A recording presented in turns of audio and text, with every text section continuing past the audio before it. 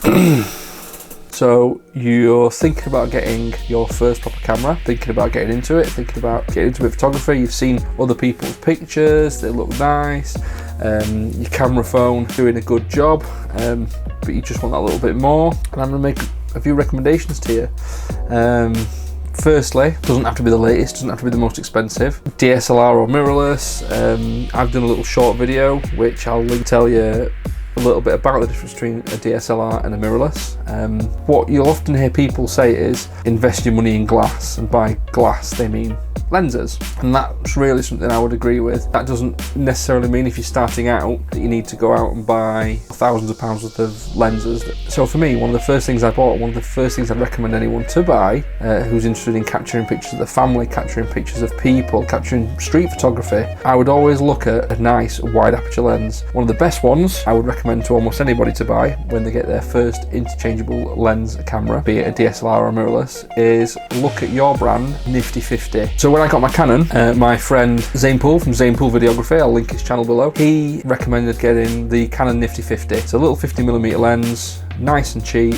It's got a 1.8 aperture, so it's really wide open, so you can get a really nice background separation, that blur, that bokeh, everything that everyone always wants in a photo. Also perform with that big aperture, performs really great in low light situations. And I got that and it was fantastic, I loved it. And then eventually I upgraded to my Sony, my A7 III, and having built up a little bit of gear, buying and selling, making a little bit on it here and there, I bought a collection of more premium lenses, and I never went back to that 50mm 1.8 lens. However, that changed when I watched Terry Warfield's video on the Nifty 50 and Sony's Nifty 50 in particular, and I've got that lens right here, just wait there. So Terry Warfield recommended getting the Sony Nifty 50. It was on offer on Amazon, to be fair, reduced, couldn't find it anywhere cheaper, so I picked it up. And for a long time this has lived on my camera for everything really. It's light, which I never thought would be something I'd really want in lens. I thought I'm alright with the big heavy lenses, but actually put that lens on for a while, you don't want to take it off, it's a lot lighter. The images you get out of it, a lot of people complain about them, but for me they're just pixel peeping, bit snobby, I don't know what the deal is. I get good images out of that lens, I like them. I'll throw a couple up now.